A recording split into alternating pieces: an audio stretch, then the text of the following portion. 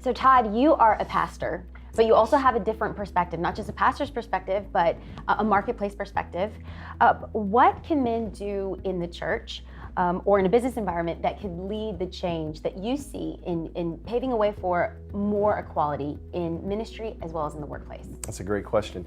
I believe that great leaders leave room for other leaders to lead.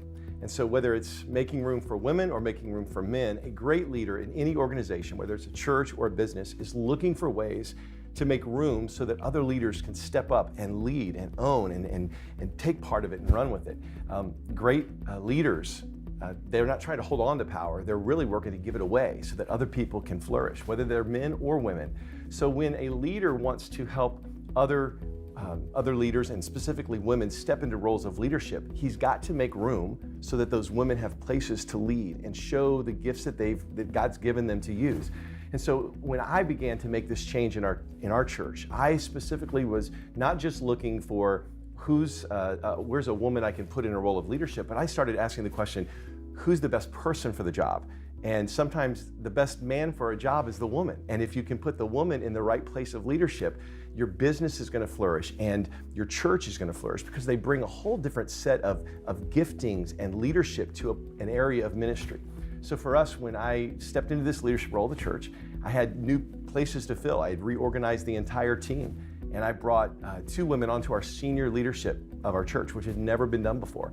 And all of a sudden, the whole tone of what the church was looking like and looking after and giving itself to began to really change because we now had the woman's perspective and the woman's heart sitting at the senior leadership table of the church, shaping it together, praying together. It changed the tone, and it actually changed the tone among our staff and among leaders, female leaders in our church. They saw women full of grace and strength leading and exercising their gifts inside the church, and it stirred up within them a desire to go, hey, I can use my gifts, whether it's in the church or outside the church, I can use the gifts that God has given me. Okay, so this sounds amazing, but it might feel ethereal to some people. It might feel far away and they don't even know where to begin. I'm honestly believing that both men and women are going to be watching this and saying, okay, but how? What was some of your practical steps on paving that way which hadn't been done in the church before? First thing I did is I started to look at who I had sitting in seats of leadership.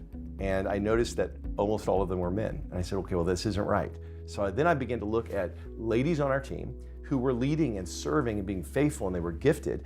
And I'm thinking, well, why haven't they been promoted to this position? If they've proven themselves and they've owned things and they're actually doing it better, well, let's make room for them to step up. And I began to reassimilate what our team looked like and put ladies in places of director and pastor positions that gave them an understanding of, okay, I'm supposed to lead out. I'm not just on the team, I'm actually leading the team.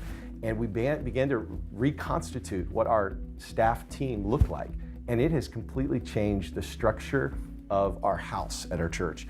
And it's changed the language right now because it doesn't feel like a guy-heavy, male-dominant environment. It's very balanced and it's healthy and it's right. I love it. Well, thank you for paving the way, and thank you for providing tools and language for those that want to follow in suit. We appreciate you, Todd. Yes.